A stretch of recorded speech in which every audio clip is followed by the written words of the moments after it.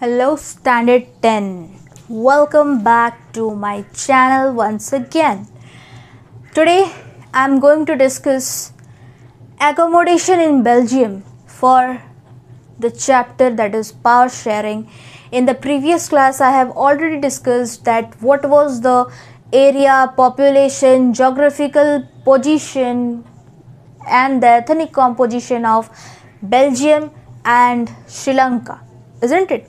So today we are going to discuss accommodation in Belgium. ठीक है, तो what is accommodation? Accommodation means what? Settlement.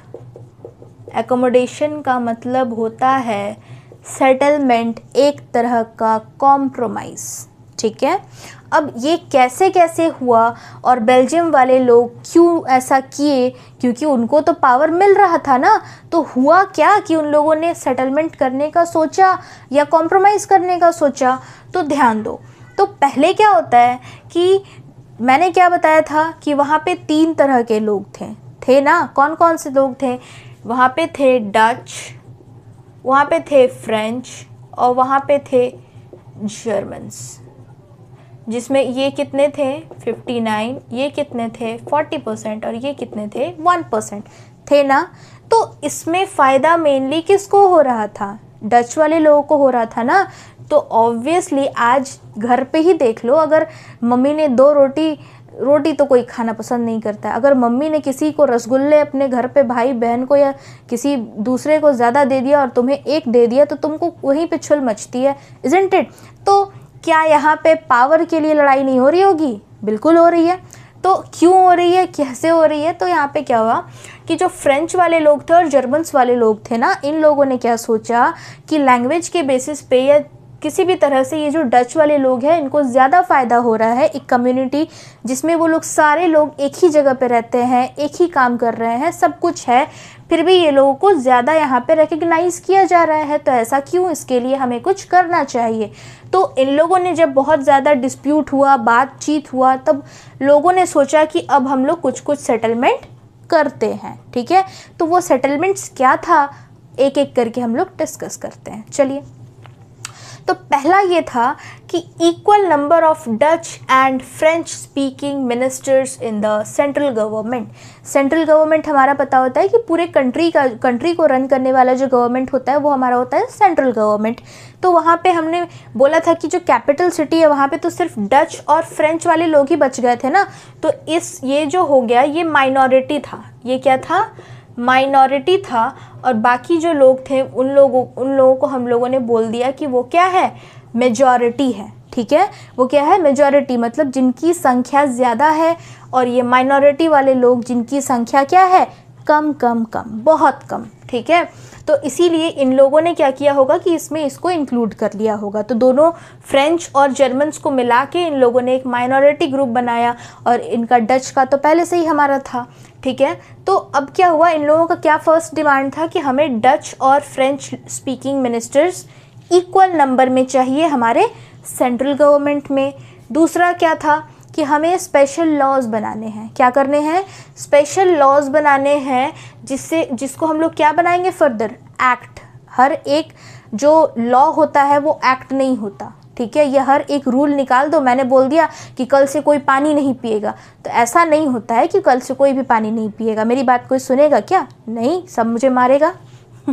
But देखो, तो फिर क्या हुआ कि यहाँ पे special laws to become acts. ठीक है, इसमें क्या बोला गया कि special laws to become acts needs majority from each language group.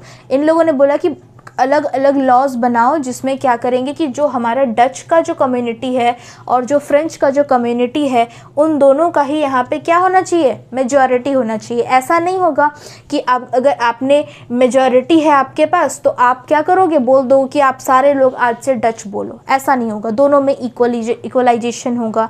Then state government are not made the subordinate of the central government. Central government का जो सब ऑर्डिनेट होता है, जैसे हमारे यहाँ पे क्या है? सेंट्रल गवर्नमेंट है, स्टेट गवर्नमेंट है, लोकल गवर्नमेंट भी है. जो लोकल मतलब जो जनरली डिस्ट्रिक्ट या विलेजेस ये सब का देख रहे हैं, स्टेट जो सिंगल स्टेट, और लास्ट में हमारा आता है सेंट्रल जो सारे कुछ को देख रहा है। यही होता है ना, just the sharing of the power, यही हुआ है और यही हम लोगों को पढ़ना भी है कि क्यों होता है, कैसे होता है। तो बट इन लोगों का क्या कहना था कि अगर हम लोग को सेटलमेंट करना है तो स्टेट गवर्नमेंट को हम इसका सबऑर्डिनेट नहीं बना सकते हैं। बात समझ गई? फिर क्या हुआ कि अलग से एक हमें गवर्नमेंट चाहिए जिसमें किसके लिए, ब्रुसेल्स के लिए, Brussels should have its own separate government जिसमें इक्वल रिप्रेजेंटेटिव्स होंगे, किसके, अलग अलग लिंग्विस्टिक ग्रुप्स मतलब groups divided on the basis of a language, single language, ठीक है। तो उसके बेसिस पे हम लोगों को एक अलग सा गवर्नमेंट चाहिए, किसके लिए, capital city of Belgium Brussels. फिर third government called the community government elected by Dutch, French and German speaking people in change of language, culture and educational issues। मतलब क्या कि लैंग्वेज, कल्चर और एजुकेशनल इश्यूज़ के से जितने भी सारे कुछ प्रॉब्लम्स या कुछ भी हो रहे हैं तो उनको चेंज करो और क्या करो, एक थर्ड गवर्नमेंट का जनरेशन कर दो जिसको नाम दे डालो, दैट इज़ कम्युनिटी गवर्नमेंट, जिसमें अलग अलग कम्युनिटी जैसे डच हो गया, फ्रेंच हो गया और जर्मन हो गया, ये सारे लोग यहाँ पे मिलके काम करेंगे किस किस चीज़ों के लिए, लैंग्वेज, कल्चर और एजुकेशनल इशूज़ के बारे में, ठीक है ना। तो यही था हमारा जितना जो एकोमोडेशंस कह लो या सेटलमेंट्स कह लो, कॉम्प्रोमाइज़ कह लो, कुछ भी कह लो, बेल्जियम का। क्यों? ताकि ये जो छोटे माइनॉरिटीज़ बच गए इनको भी कुछ फ़ायदा हमारा मिल जाए, क्योंकि इनकी तो गलती नहीं है ना कि ये लोग अगर किसी माइनॉरिटी ग्रुप में अगर जनरेट मतलब आ गए हैं तो यहाँ पे इनकी कोई गलती नहीं है, ठीक है। तो इन सारी चीज़ों को रिजॉल्व करने के लिए हमारा इनका जो बेल्जियम है इसने बहुत सारे एकोमोडेशंस कर डाले, ठीक है। अब क्या होता है, अगर हम लोग पावर शेयरिंग के बारे में बात करें तो ये कुछ रीज़न से ही तो होता है ना। दो तरह के रीजंस होते हैं, एक हुआ हमारा प्रूडेंशियल, दूसरा हो गया हमारा मॉरल, जो कि हम लोग डिस्कस करेंगे in our next class. Till then just go through the notes and stay tuned for the upcoming video. Thank you.